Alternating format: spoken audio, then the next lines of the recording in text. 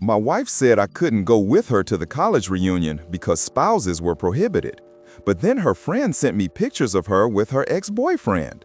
Deep down, something didn't make sense, but she was so convincing, so confident that I preferred to believe her. Until a friend I barely knew sent me something that just froze my blood. And right there, in that instant, I realized either I react or I'm going to be made a fool of until the end. 6 weeks ago, my wife Lisa, to whom I've been married for 7 years, mentioned she was planning to attend her 10-year college reunion in Colorado. She asked if I wanted to go along, explaining it would be a casual weekend and everyone was bringing their partners. I agreed, as I had never been to Colorado and thought it would be fun to meet the people she spent 4 years with. Lisa seemed excited about the trip and talked about the trails we could explore and the restaurants she wanted to try. She even suggested extending the stay for a few extra days to turn it into a mini vacation. We bought the tickets together and I took time off work. I bought new hiking boots and a jacket appropriate for the Colorado weather. In the evenings, we spent time looking at photos from her college days, and she showed me the friends I would meet. There was Mark, who had come to our wedding with his wife Jennifer, the same one who introduced Lisa to her first job, and Carlos, who organizes an annual charity run that Lisa participates in. But I noticed she never mentioned Tyler, her ex-boyfriend from college, and I knew from all conversations that he had been an important part of her life back then. They dated for almost 3 years and only broke up in their final year of college. Then, about 10 days before the trip, Lisa said the reunion organizers changed their minds and decided not to allow spouses anymore, citing space limitations at the venue. She seemed upset and apologized for the change. I said it was fine, that I would use the weekend to catch up on some projects around the house, but I noticed she changed the subject whenever I asked for more details about this new rule. When I asked specifically which other spouses had also been uninvited, she answered vaguely, saying Mark's wife and a few others, and immediately brought up a problem with a work project. The night before the trip, Lisa packed her bags while I watched TV in the bedroom. I noticed she was choosing her clothes more carefully than usual, taking several more options than necessary for a 4-day trip. She packed her nicest dresses, including one she recently bought and hadn't even worn yet. When I commented on this, she said she wanted to look good in the photos, since everyone would be comparing how they had changed since graduation. She also took more makeup than usual and spent a good amount of time organizing her personal hygiene products. The next day, after she boarded, I received a message from Mark, the college friend I met at our wedding. He said he felt I needed to know that Lisa was spending all her time with her college ex-boyfriend, Tyler. Mark said he saw the two of them go into Tyler's cabin together and stay there for over an hour while the rest of the group was hiking. According to him, Lisa had told everyone that I hadn't come because I was busy with an important work project. Mark even sent a photo of the official event schedule, and it made no mention of guests being prohibited. I stared at that message for almost an hour. Lisa and I weren't going through any crisis. We had been talking about starting a family next year. We had just renovated the kitchen and were planning to renovate the bathrooms next month. We were even looking at bigger houses in neighborhoods with good schools. I had never suspected her of being dishonest. I called her that night to see how things were. She described the reunion as great, mentioning a trail and a barbecue. Then, casually, I asked about the event venue and if the no spouses policy had been worth it. She quickly confirmed, saying it was because of the limited number of rooms at the lodging. Then I asked if Tyler had gone, trying to sound like casual curiosity. After a noticeable pause, she said he hadn't been able to go and that he was living in Europe now. After I hung up, I checked our cell phone bill online. There were several calls between Lisa and an unknown number in the weeks leading up to the reunion. The calls became more frequent as the trip approached. The most recent one was the day before the trip and lasted 47 minutes. I copied the number and sent a message to Mark, asking if he knew whose it was. He confirmed it was Tyler's and added that Tyler had moved back from London 6 months ago after getting divorced. I packed a bag and went to my sister's house, who was a lawyer specializing in family law. I showed her Mark's message, the event schedule, and the call log, and I told her the whole situation. My sister advised me not to jump to conclusions and suggested I talk to Lisa when she returned, as the calls could be innocent. But then I pointed out that Lisa had lied about Tyler being there and also lied to everyone about me. She told everyone I didn't go because of work. My sister acknowledged that the situation was concerning, but reminded me that 7 years of marriage deserved more than 3 days of doubt. She advised me to wait and see if there was a reasonable explanation before taking any drastic decisions. I spent the next 3 nights sleeping on my sister's couch. Lisa didn't call me again after our last conversation, which I found strange, considering it was only a 4-day trip. She sent a few generic messages with updates and photos of group activities, but nothing personal. The photos always showed large groups, never just her or her with someone specific. I looked on social media and found several photos posted by other people who were at the reunion. In 3 of them, Tyler was visible in the background, very close to her. In one, he had his hand on her lower back. In another, the 2 of them were sitting away from the main group, talking intently. On the day she was scheduled to return, I went to our house, determined to confront her. I printed the phone records, screenshots of photos I found online, and the reunion schedule that mentioned no restrictions for spouses. I placed everything on the kitchen table and waited. When Lisa walked in and saw me sitting there with the paper spread out, her smile vanished. Her expression changed from surprise to concern as she noticed the documents. During our conversation, Lisa admitted that Tyler was indeed at the reunion, but insisted that nothing had happened and that they were just friends now. When I confronted her about the lies, she confessed that the organizers never prohibited spouses. She just thought it would be awkward with Tyler being there.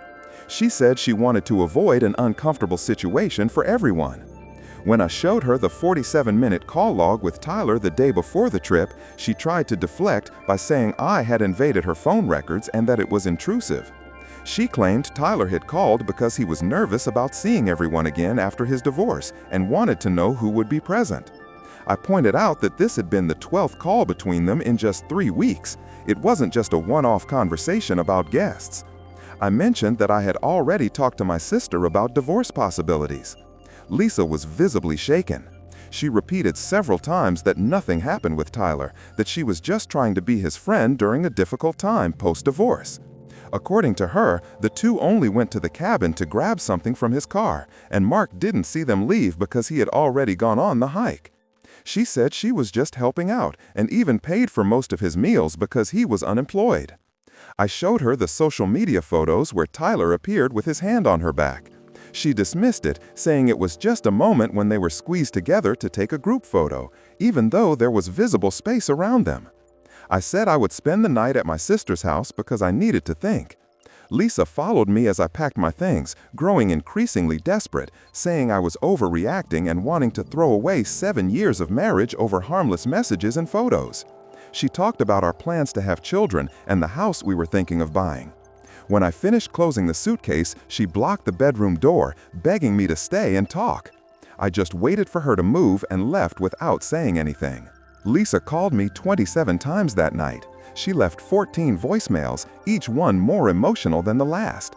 I didn't even listen to most of them.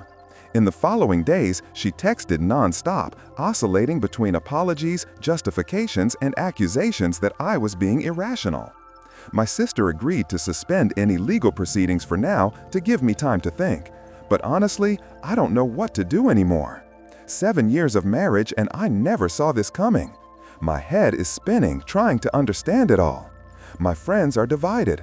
Half say I should at least listen to everything she has to say, that marriages have survived worse situations. The other half thinks the simple fact that she lied already shows who she truly is. I can't even eat. Has anyone here ever discovered a lie like this from their spouse? I never thought I'd be in this situation. And to be honest, I don't even recognize my own life anymore. Update 1. I want to thank everyone who commented on my original post. I read every comment, even though I couldn't respond to all of them. The support from this community has been immense during the worst weeks of my life. Many people shared experiences similar to mine, which helped me feel less alone in the middle of all this. For those who asked for an update, 2 weeks have passed since I discovered Lisa's lies. And after talking with my sister and reflecting a lot, I decided to go ahead with the divorce. I contacted Mark again to get more details. He agreed to meet me near work. In this conversation, he showed me more photos from the reunion, and pointed out how Lisa and Tyler stayed together for all meals and activities. He showed me a photo from the first night's dinner, where the seating had been organized alphabetically, and Lisa had switched her name tag to sit next to Tyler instead of her assigned spot. Mark explained that he didn't want to get involved, but after he saw the two disappear during the hike, he felt it was wrong to stay quiet. His wife also noticed and was the one who encouraged him to tell me. He confirmed that Lisa and Tyler spent most of their time together, frequently moving away from the main group, exchanging private jokes, and always sitting next to each other. One of the classmates even commented that it looked like the two had simply resumed their relationship where they left off in college. Regarding the cabin episode, Mark provided a timeline that disproved Lisa's version. The hike was scheduled to last 90 minutes through a national park nearby. Lisa and Tyler disappeared about 15 minutes into the walk, saying they had forgotten something back at the cabins and would catch up with the group later. They were not present when everyone returned, nor did they show up for lunch after the hike. They only reappeared about 30 minutes after everyone had finished eating, meaning they were absent for much longer than the few minutes she claimed. Tyler even made a joke about getting lost on the way, which made some people uncomfortable, considering how obvious their absence was. When I asked Mark why he decided to tell me everything, he said that he and his wife also went through an affair years ago, and they only managed to overcome it because the truth came out quickly. According to him, secrets destroy marriages faster than mistakes, and he felt I deserved to know what was happening. I arranged to meet Lisa at a cafe to tell her my decision. She arrived 20 minutes early and had already ordered my favorite coffee. She brought a folder with several photos from the reunion, pointing out group pictures with multiple people, including Tyler, trying to prove that nothing wrong had happened. But all those photos were from the organized activities, not the free moments when, according to Mark, the two were alone. She also printed emails from the reunion organizers talking about logistics, but none of them mentioned any restrictions on spouses. She questioned why I would throw away 7 years of marriage based on what Mark said, alleging that he was always jealous of her friendships, and even mentioning his behavior at our wedding. I explained that this wasn't just about what Mark said, it was about the lies she told to ensure I wouldn't be there while her ex was. The fact that she fabricated an entire story instead of being honest showed a much deeper breach of trust. Lisa admitted that she was wrong in how she handled everything, but continued to deny that anything happened with Tyler. She suggested we do couples therapy, even mentioning that she had already booked a preliminary session for the following week. When I refused, she became visibly frustrated. She began flipping through the folder with the proof that nothing had happened, insisting that I talk to other people from the reunion, two whom I didn't even know, who, according to her, could tell me a different version of the facts. The next day, I started looking for apartments. I found one near my work and signed a 6-month lease. I paid the security deposit and the first month's rent using my personal account, not the joint account. When I told Lisa I was moving out, she called her parents. They showed up that same evening and tried to intervene. Her father said that every marriage goes through difficult phases, and her mother cried, begging us to try therapy before making definitive decisions. Her father even brought up his own past mistakes that her mother forgave, suggesting the situation was similar. The following weekend, I moved most of my belongings to the new apartment. 2 friends helped me while Lisa was at her parents' house. I left a note explaining which furniture I had taken and which items I would come back for later. Lisa started telling our friends her version of the facts. She said that Mark was a troublemaker, that I was irrational and misinterpreted everything, that I overreacted without giving her a chance to explain herself. My sister filed the initial divorce petition, citing irreconcilable differences. Lisa sent me a message saying she still hoped I would change my mind before things advanced too far. Since I didn't reply, she sent an email with links to marital therapists in our region, saying she had researched the credentials of each and found a trust reconstruction specialist. I didn't even open the links. Reddit, does this ever get easier? Because right now, I'm completely lost. Update 2. It's been a month since my last update. The divorce is moving forward. Initially, Lisa contested it, claiming that irreconcilable differences were not a valid reason given the circumstances. My sister explained that this was just a tactic to buy time, as our state recognizes no-fault divorce, regardless of objection. Lisa sent an extensive response to the divorce petition, requesting that we attempt couples therapy before proceeding and asserting that the marriage could be saved. She has alternated between messages full of apologies and furious accusations. She showed up at my apartment twice, once with flowers and once with the divorce papers covered in handwritten annotations, contesting several terms. On the second visit, she refused to leave until I talked to her, which resulted in an uncomfortable confrontation in my building's hallway.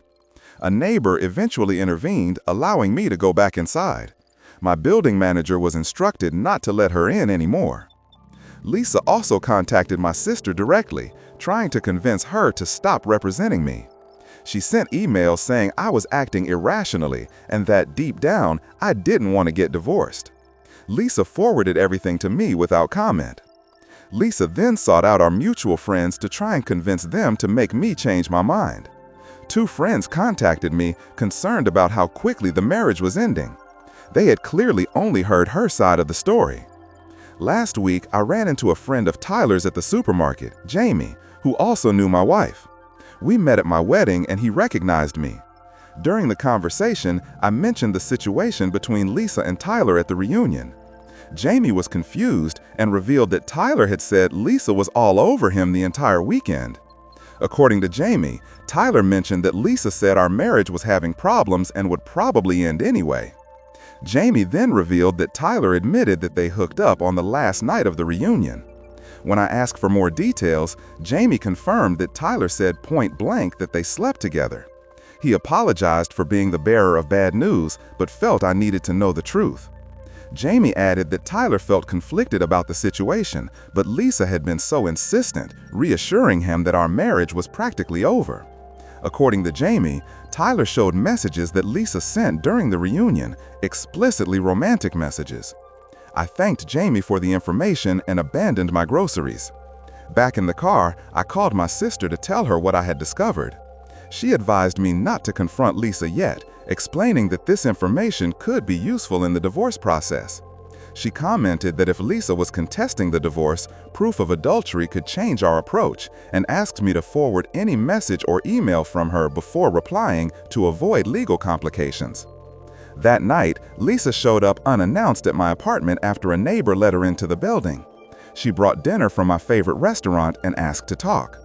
For almost an hour, she repeated the same excuses as before, that she was just helping a friend, that nothing happened, that Mark misunderstood everything, that she loved me and would never cheat. She said she started therapy to understand why she handled the situation so poorly and suggested couples therapy once again. She talked about our plans to have children and grow old together. Throughout the entire speech, I remained silent, thinking about what Jamie had told me that day.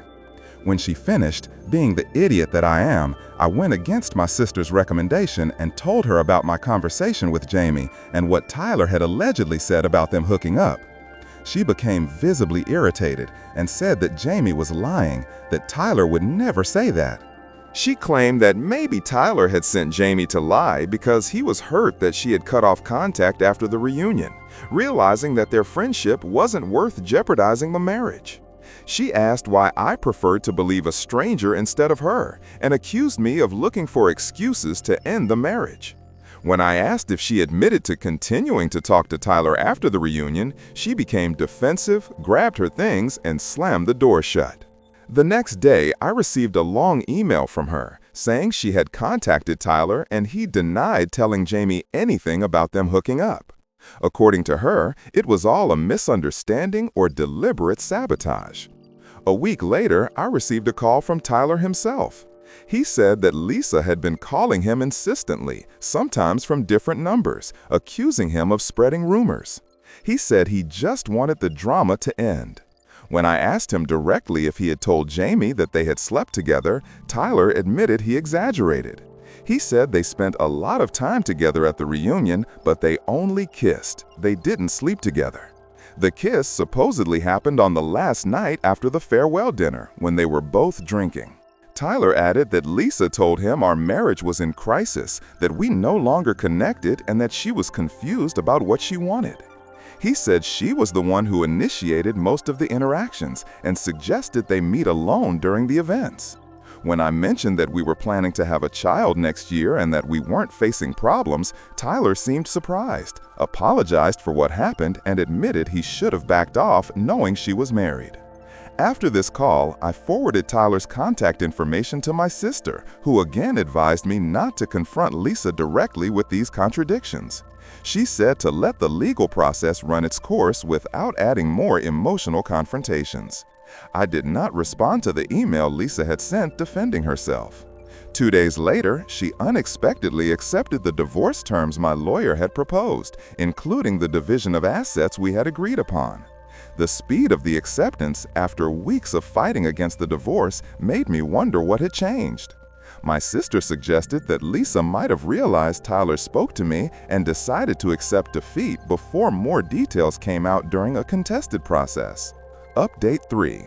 It's been a month since my last update. The house was put up for sale, and we have already received 2 offers above the asking price. We agreed to split the profit equally after paying off the mortgage. Lisa came to my apartment again, this time with her mother. They brought boxes to pick up some items from the house that we had agreed she could take. Her mother tried several times to start a conversation about marriage difficulties and second chances while Lisa collected her things.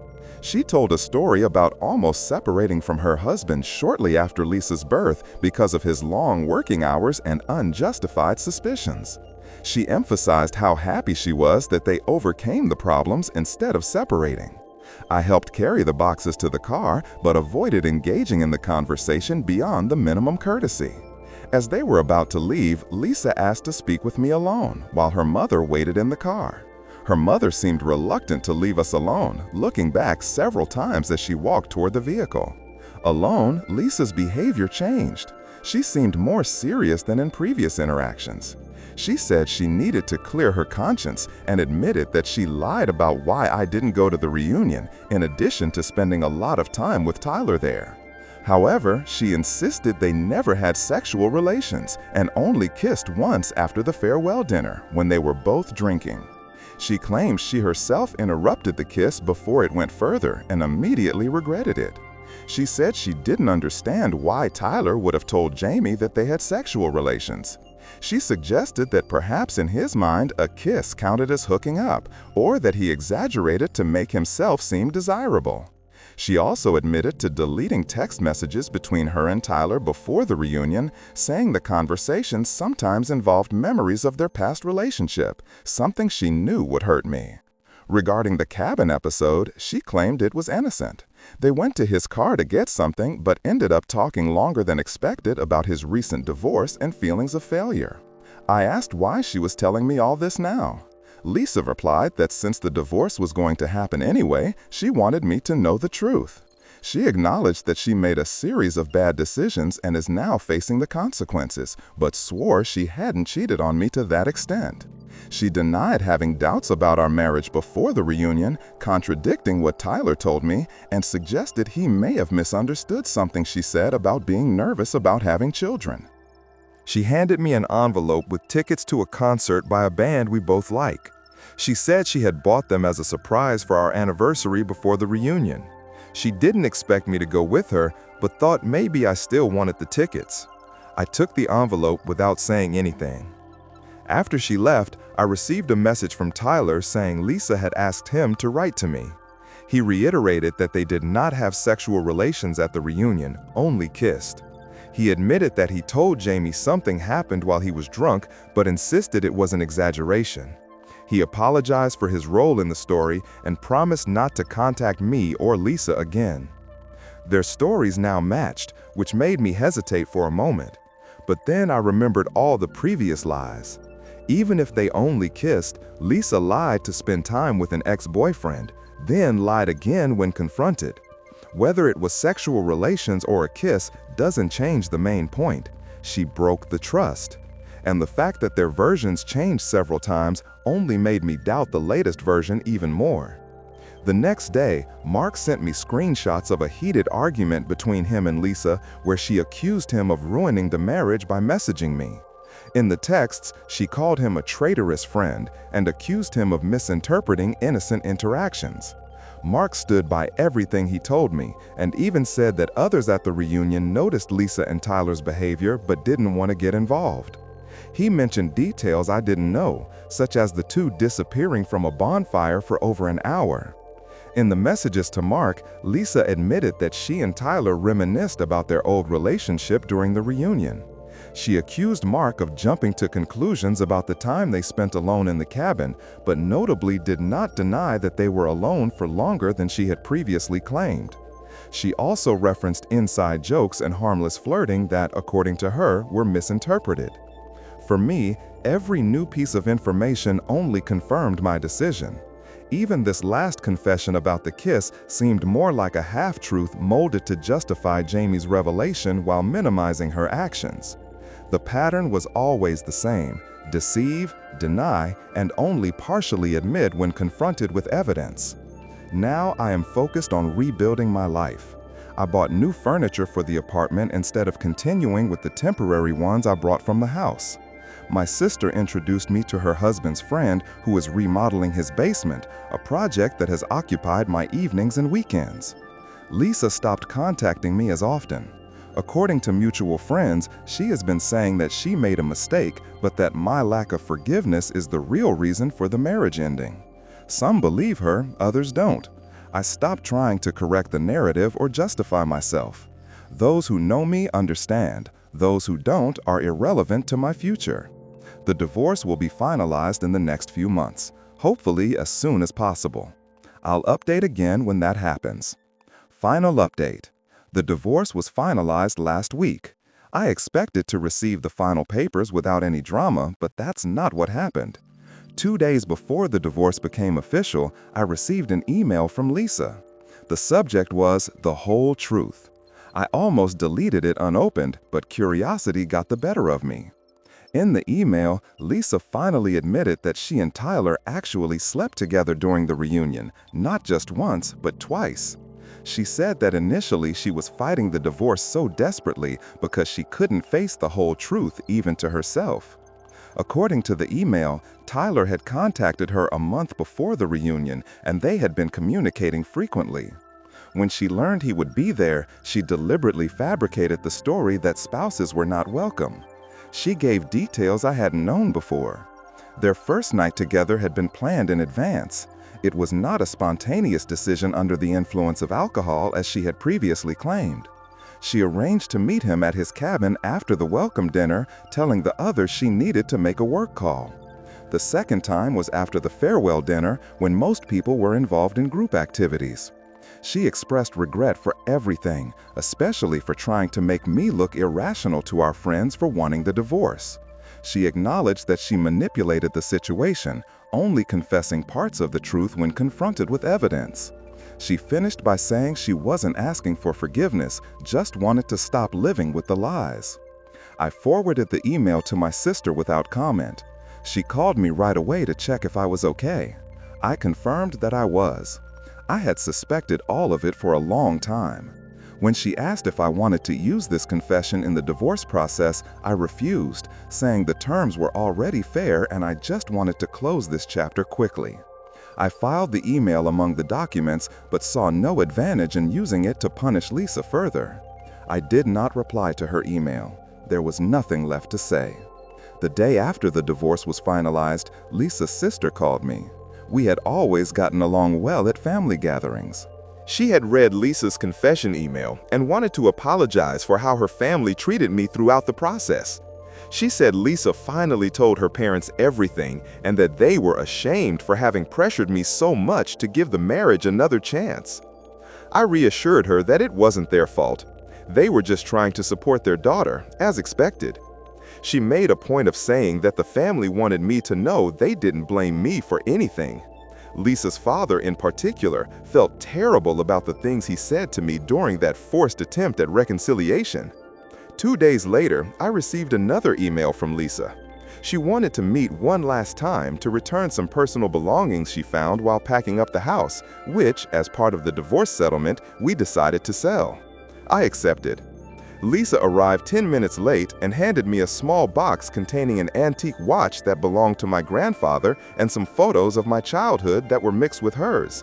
The watch had been missing for months. I had even accused her of losing it during a cleanup. She admitted that she had found the watch a long time ago, but hid it during an argument and then forgot about it until she started packing everything up. After an awkward silence, she thanked me for not using the content of the email against her legally. I just replied that it wouldn't have benefited either of us.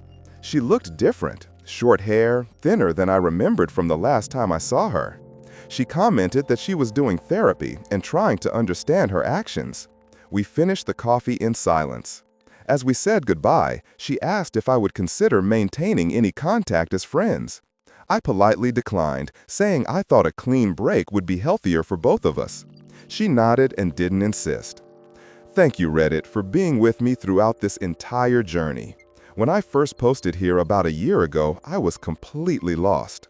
The advice, support, and similar stories helped me get through the darkest period of my life. Reddit comment of the day.